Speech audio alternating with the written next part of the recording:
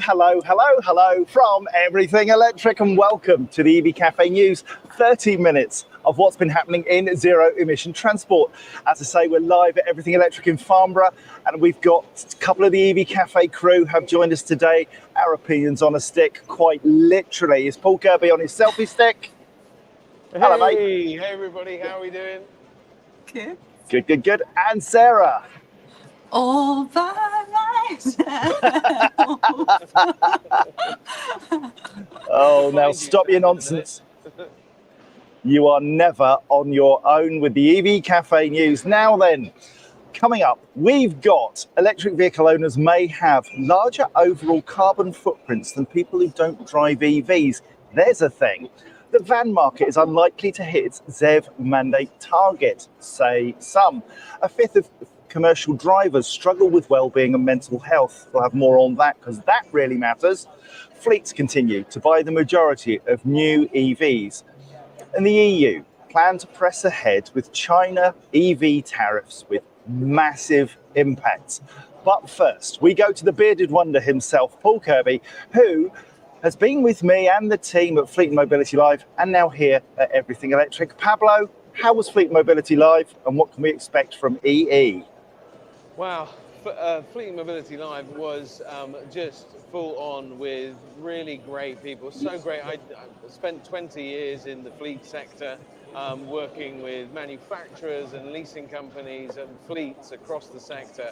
And it was just a great chance and opportunity to get together to talk about this challenge of electrification and just support one another. We brought the ecosystem to life for fleets in the EV Cafe Village. It was great to see all of our exhibitors really collaborating together, which is that thing that we stand for, isn't it? Collaboration and community. That's everything that we talk about within that fleet sector in particular. It was just a really great couple of days. And Everything Electric, mate, are you buzzing for it? How can you not be buzzing for all of this electric goodness? It's up and down the place. We'll be doing some zero emission cooking later. Saz's got a session on it, and Caroline and I are maybe competing in a cook-off with Joe Caesar and compadre. We don't know who yet, but it's great. I mean, the police are right next to us here. We've got the EV Cafe Village, which is where John is just there. You can see him waving.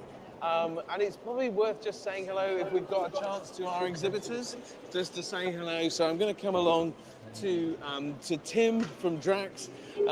Tim, hi. Hi, Paul. You're live on the EV Cafe News. Why are you here at Everything Electric? Well, we're talking to hopefully businesses and fleet managers and people who may be interested in EV charging solutions for their business. So if you're looking to decarbonise your fleet, come and talk to us, and also play our electrification pinball machine for your chance to win a £50 Amazon voucher as well. £50 Amazon voucher. Shall we have a quick go? Right, here we quick go. Right, let's see. It is worth pointing out that I got one of the highest scores from Fleet Mobility Live. Just saying. Not very good. Right, he's just failed, everybody. Not very good. So, we're gonna move on. We're gonna go to AW Energy. Tim from Drax, thanks so much. On to AW Energy. Oh, we've got Lorna McAteer here. We'll say hello to Lorna in a second. But first of all, here is John and Rachel. Who's going to talk? John's going to talk. I'm going to talk. John, why are you here at Everything Electric? AW Energy have opened a very exciting charging station on the A5 in Leighton Buzzard. It's the first of many. It's the first of a new concept where we are linking wind power with EVs and producing cheap power for people to charge their cars with. And by cheap, we mean very, very good value. And it is 39 pence per kilowatt hour. 39 pence. 39 pence. Wow. And that, to you and me that get our VAT back, that's just 31 pence or thereabouts a kilowatt hour. So this is going to make a real difference to commercial fleets because you can charge trucks at your site. You can. And what we're really hoping is that that people who don't necessarily have access to a charger, it makes EVs more affordable for them as well. So amazing. the idea is to make EVs affordable for everyone. EV's affordable for everybody. Who knew?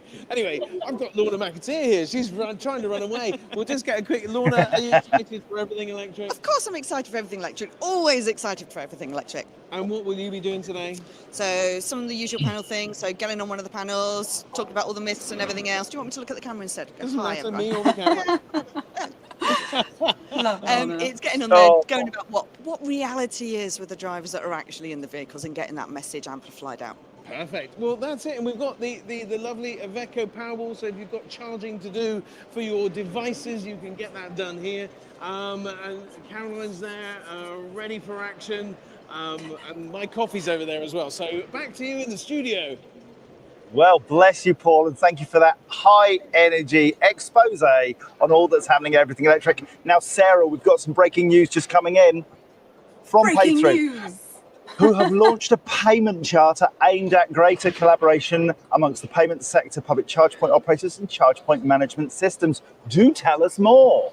Yeah, what a week it has been. I am overwhelmed by the support for this. This has come a call to action on Paythrough out of the EV Summit back in the summer, where we were explaining some huge misconceptions in the payments sector of our industry. So this is all about galvanizing support for lifting the lid really on those changes that we need to see. So we're looking to the financial services sector to help the EV sector to thrive, and Paythrough, as always, are spearheading this campaign. Huge thanks to the REA, Matthew Adams and others who have supported on consulting on what needs to go in there. So we have 5 guiding principles. I'll make sure the link is in the chat, and thank you for covering it off today, but please do get in touch. We need your support.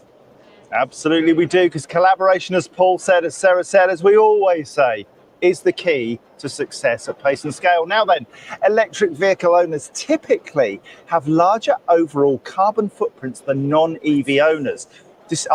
Despite their eco-friendly transportation choices, according to a recent study. The research published in the journal PLOS One suggests this counterintuitive finding is linked to the higher average wealth of EV owners. It is known that higher income usually leads to a higher carbon footprint, as higher income individuals often have larger homes, travel more and buy more things. Now then, this is true, isn't it? We're consumers. Paul, we are guilty of this. We're at an exhibition and we've spoken a lot about the amount of throwaway that there is in the event world. As higher earning individuals, and you earn more than most, you have more stuff.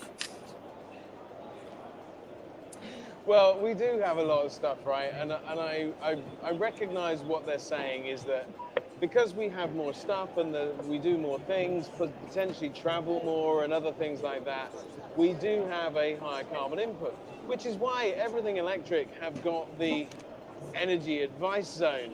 And you can come here and get energy advice to decarbonise your whole life, not just your vehicle. It is an important thing to think.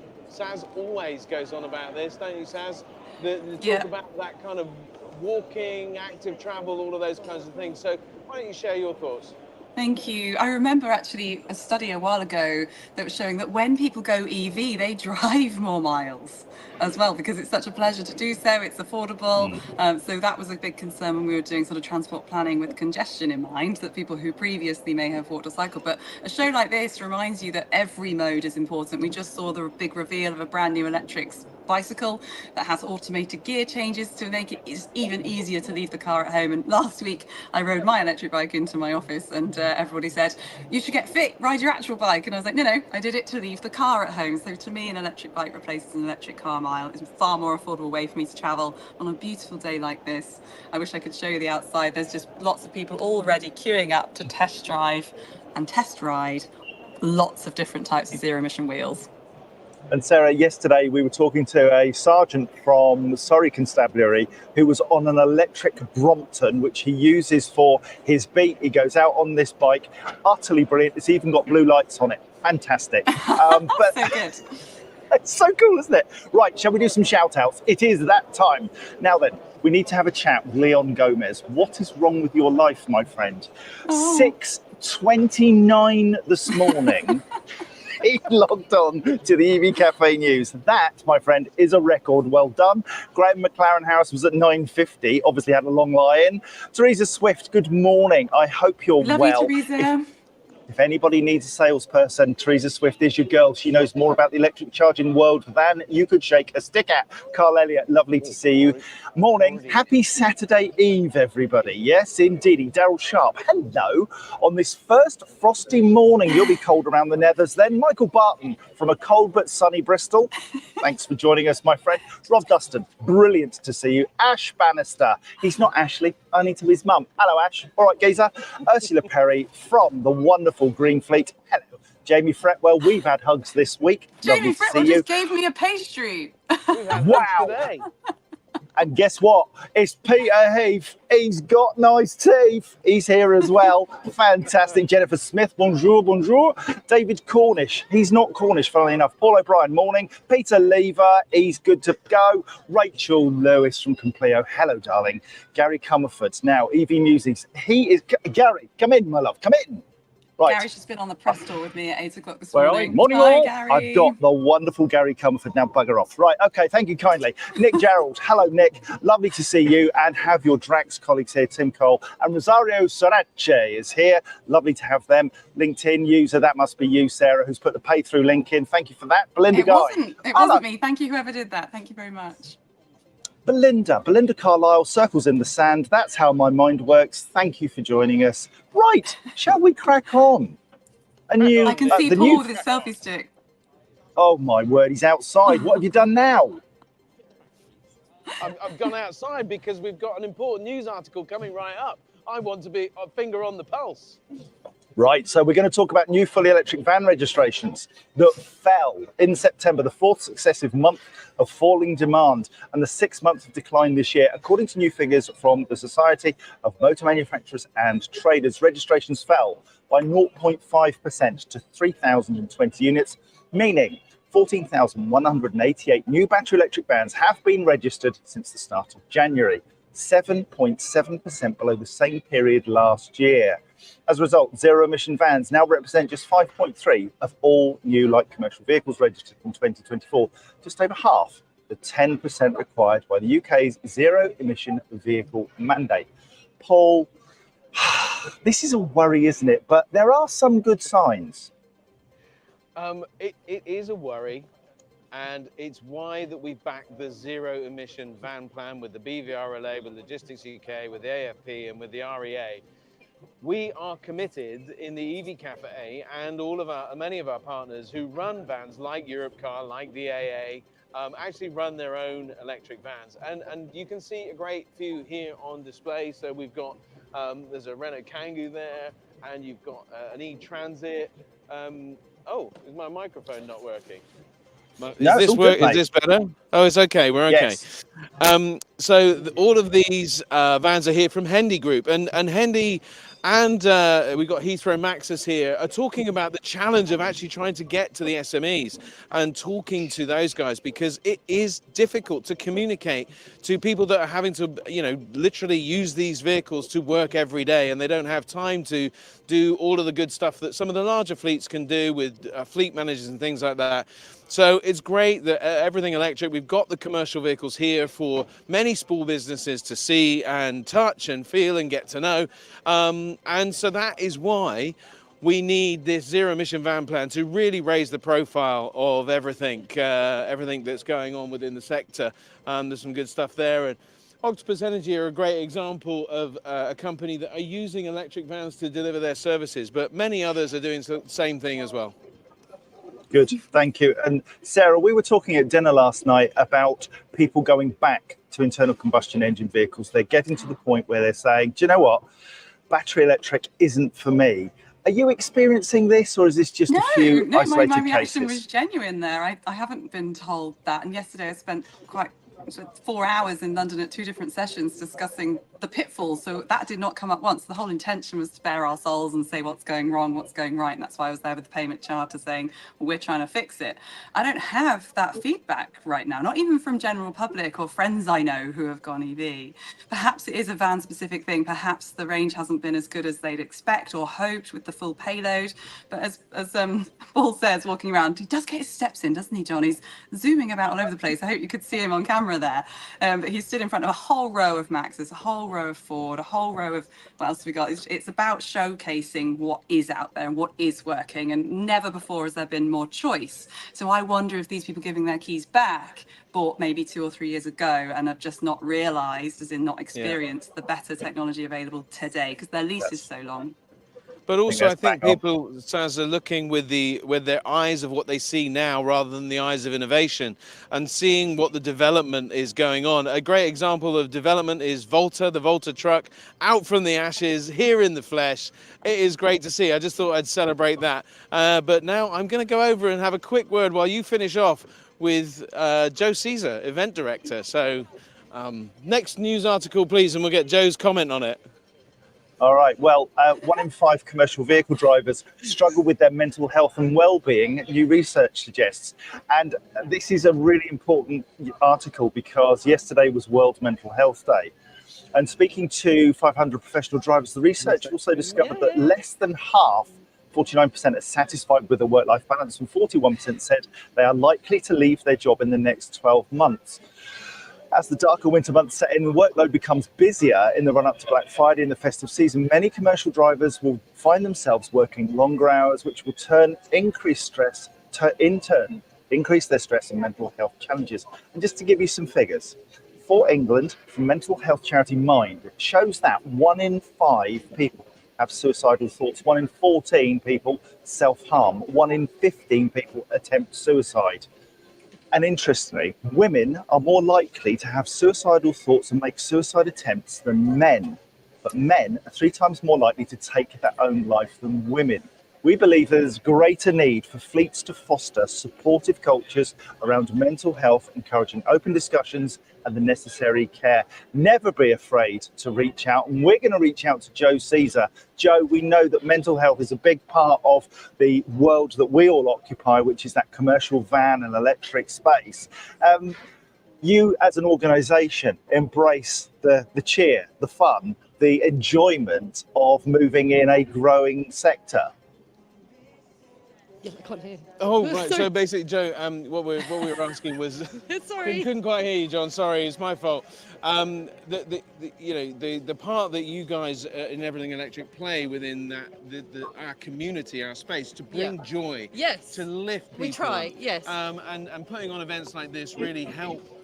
People be positive about the challenges in life, right? Definitely. We hope so. We hope that we can get people to come along, have a really entertaining day out. They might learn something along the way, and also, forget about anything else that's going on in your life at that time. And as I said, mental health is a huge topic, huge issue. And we do get emails quite often from people saying what joy Robert brings to their lives with the videos, and how Fully Charged is a great distraction for them. And we definitely do really appreciate that we make a contribution in that way. So we're looking forward to 3 exciting days here at Farnborough. Yes. Any highlights that you're looking out for? I'm very much looking forward to the live EV arena. We've got some fantastic cars. I'm looking forward to cooking later, Paul. We're going to do some cooking together. Very exciting. And we've got some really good fireside chats this weekend with Robert and some really interesting guests. So, no, it's going to be great. And thank you for being here. Joe Caesar, thanks so much. Thanks so much, Paul. Sorry, And Sarah. Probably bad timing on the story, but I think it's important to take the opportunity to connect with Joe there. They do bring joy, and mental health is really important both to the organisation of Everything Electric, but also within the electric space. I think it makes such a tremendous difference, particularly for van drivers, and majority of those are male, and obviously in that most risk sector. And I think making life easier for drivers, quieter and smoother and less stressful, has got to be a good thing. Sarah, one of the things we discovered at Fleet Mobility Live when we were all there was how important connection is to people. And whilst this internet virtual thing works and it does communicate messages, you cannot beat seeing people face to face. No, I'm seeing a real increase in people who want to be face to face. It'll be 5 years next year that the whole lockdown thing happened, and people still feel really affected by that. I encourage everybody to have face to face meetings wherever they can. Events like this remain a really exciting part of my year. And I have a rule now, actually, which I'm happy to share. I'm really pushing this to kind of as a movement. If you are doing a Teams call and there's only 2 of you and you are not going to be screen sharing, please don't do it as a camera on situation. Have a walk around, have a chat, have a cup of coffee. It's so much more uplifting than having to stare down the lens of a camera for 8 hours a day if you work from home.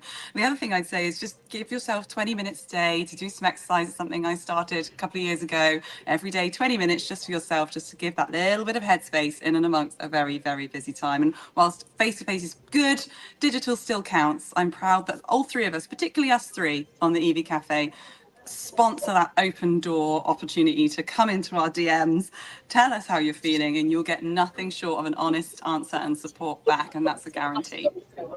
Got to say, some of us actually like being in front of a camera, just saying. Paul. Now then, more than 3/4 of new electric vehicles were sold to fleet customers in September, as the corporate channel continues to be the primary driver of zero-emission vehicle sales. New car registrations were up by 1% overall in September, according to the SMMT. A total of 275,239 new cars were registered.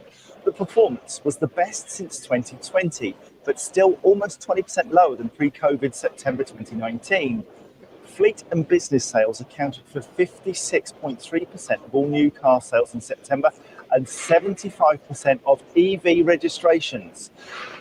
On the one hand, that seems to suggest that things are a bit tough for the consumers, and I think that's right. But on the other hand, fleets are still continuing to invest, Sarah. This is good news. I know, it is. And I think actually just earlier on the press tour, we all got here at 8 o'clock in the freezing cold morning to see the new vehicles that are available. And a lot of them are saying pre-order. So they're not saying you can have it now. That's not what they're about. They're saying you can get this in January if you pre-order today. So it's about sort of setting that expectation, which I think is a great shout, really good move. Come and sort of test drive it. And we know there's a direct correlation between trying a vehicle and then actually placing an order for that vehicle. I'm really heartened by those statistics about fleet continuing to swallow up a lot of that market space. We've got a reveal of, I think it's Amodo, I'm probably saying that wrong. I'm sure it's Amodo. Another Chinese manufacturer coming to, Amoda, thank you, coming to market. And obviously I can see BYD in the distance, we've got Aura here, Hyundai, we've got lots of different manufacturers who are coming forward with new solutions. Just come and try them. 10,000 test drives are expected this weekend. Well, that was what I was going to ask you, Paul. What are you looking forward to getting your bum into? What am I looking forward to getting into? Yes, exactly let's go with that question. Go with that. Yeah. It's a little bit difficult to hear. Anyway, so I mean, this looks cool, right? I think what Everything Electric are doing is giving people that opportunity, including myself. I don't know what I fancy driving because I've just bought or just leased 2 new vehicles, so I'm probably going to be very happy with those for a while. But this kind of stuff, celebrating the new things that are coming is going to help the consumer market. And I think that this world really, Everything Electric really does help the consumer market make good decisions because they get bums on seats. But also we get Jack Scarlett and Imogen and Elliot and all of the team here reviewing in the live arena. So this is where you come if you want to see live walkarounds, almost like a YouTube review, live in action right here in the arena. So everything here to help make a good decision. Superb. Well done. Thank you kindly. Now then, the European Commission's decision to press ahead with tariffs on Chinese-made electric vehicles threatens to undermine decades of cooperation between China and the EU and endangers climate change goals, Xinhua news agency said on Saturday. On Friday, the EU said it would push forward with hefty tariffs on China-made EVs, even after the bloc's largest economy, Germany, rejected tariffs. The dispute is the biggest trade row with Beijing in a decade. State-run Xinhua said, instead of fostering cooperation, these tariffs risk sparking a trade conflict that could harm not only China-EU relations, but also Europe's own ambition for a green transition. I was speaking to somebody in Scotland last week who said to me, what the UK need to bear in mind is that if we put tariffs in place with China, for Scotland, that could be devastating. The biggest country to take Scotch whisky is China. And it will end in many, many hundreds, if not thousands of lost jobs because we put these tariffs in place in this country. It is so ridiculous. And it will slow the progress of EV, Sarah. Do you think? Yeah, I'm always cautious of the back behind the feeds you concept, because ultimately Germany said the same last week when we touched on this, that a lot of their exports, 16% at least, go to China. So they're fearful of the sort of knock-on effects this will do to the mood in the room. And I just named a load of Chinese brands that are helping us with our transition here. And yesterday I was sent a graph of the pollution around the world at the moment, and obviously China has gone exponential because they are the ones who are working hard to manufacture these things. We sit on our laurels and say, oh, we're a great country, look how low our emissions are. Yeah, because it's happening all around the world. So what do you want? If you'd like affordable transport that can help us to have clean air in our towns and cities, then a lot of those Chinese models are affordable and suitable for us. So pricing them out of the market just seems like a hugely counterintuitive move. Obviously, I do not understand global economics, but that is certainly what I'm hearing. Yeah, I mean, surely this is about openness and collaboration, Paul. If we use the same principles that we do with the EV Café on a macro scale, working together will effect change quicker and at greater scale. That's what Bob the Builder says, working together to get a job. But what's the Thank you, EV? Saz. Yes, I mean, look, the fact is that the companies like BYD that are sponsoring the mega theatre here, and they're here today in a fireside chat with Robert, are, you know, turning the gas up, as it were, on the other OEMs. And I think, you know, that sometimes it is quite obvious that the OEMs are not supporting the electric transition in quite the way that you would expect. There are a certain number of manufacturers here, like BMW, Mercedes have got showing, Ford have got a showing, but some are not here. And you know, you sort of think, well, okay, how are we going to, go back to that other point around consumers and around them not getting enough opportunity to purchase vehicles, confidence being low, and all that sort of stuff. I kind of think we still need them, but I understand that there are still a lot of resistance to Chinese product for a lot of the kind of, a lot of strange reasons. I say strange, I don't know, they probably have a lot of legitimacy in some quarters, but it's difficult to fully understand it with all the conspiracy theories and all the different sort of concerns that are out there around micro-terrorism and all the other bits and pieces. But, you know, for me...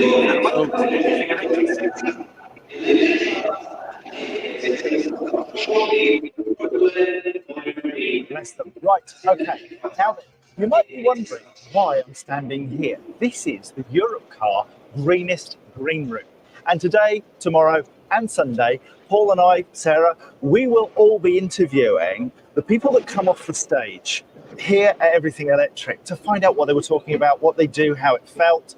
We can get live, real footage from them about that feeling, of being on stage, talking to hundreds of people, then coming backstage to the real world. It's going to be fascinating, get some great insights. We'll hopefully be talking to Robert Llewellyn, Dan Caesar, but also the huge cast of speakers, including Lorna McAteer, who snuck in here and had a hug live. She snuck in with Sarah hug live, and I think, Paul, she's also bothered you too. We're going to have to get that woman arrested. Can I say, John, I really want to say, I listened to Joe Caesar's sort of social campaign that said, bring the family. I've never brought the family here before. So on Sunday, I'll be on the Giga Theatre stage with Robert Llewellyn, Jack Scarlett and Tesla, talking about why robot cars are the future. And I'm going to have my daughter front and centre. And I'm hoping we can pop into the green room with you guys straight after and see what the youth view is on these things. And the brilliant thing is, Sarah, that you can get a family ticket for £20. 2 adults, 2 children under 15. 20 quid on Saturday, Sunday. So if you want to come down, hit the Fully Charged Everything Electric website and give that thing a press. Pablo, final thoughts from you. Final thoughts, I mean, some really interesting and challenging news articles. But a lot of them I find that actually this event, Everything Electric, is providing an answer for many of the challenges that we're looking at. Promotion of both retail proposition, the van proposition, commercial vehicles, and we've even got the little two-wheeler stuff so that, we can reduce our carbon emissions in every way possible. And it's great to see even the police and the emergency services and ambulance somewhere hereabouts are all going EV too. Easy for me to say. So I'm really excited for the next few days. It's going to be a cracking time. Looking forward to interviewing many people, including Edith, over the next two or three days in the Europcar Green Room. Yeah. Helen, can I just very quickly say a warm hello to Hannah Brooks. She says, this is my first EV Cafe and it's incredibly insightful. Thank you. Feel free to connect with me, anyone. Hannah, you are more than welcome. Tell your friends. Thank you for joining us. I'd love to know how you found out about us. We'll be here next Friday. And until then, it's goodbye from me and it's goodbye from them. If you've got any clean transport PR or news stories you'd like us to cover, please send them to us at hello@evcafe.org. Other sustainability news services are still available. But we are just funner! They're having a very serious meeting. I didn't want to interrupt it with funner. No excuses. The EV Cafe is truly blessed to be partnered with the AA, Wetfleet, Europe Car, Paythrough, Iveco, Zaptec, Drax, Spiri, Stuart Signs, Hydrock, Polestar, Schneider Electric and Dynamon with the EV Cafe, supporting the transition to zero-emission transport. Enjoy the rest of your day and your weekend. I know we will. Wherever it takes you, maybe you could go via Farnborough. Till next Friday. Bye. Bye-bye. See ya.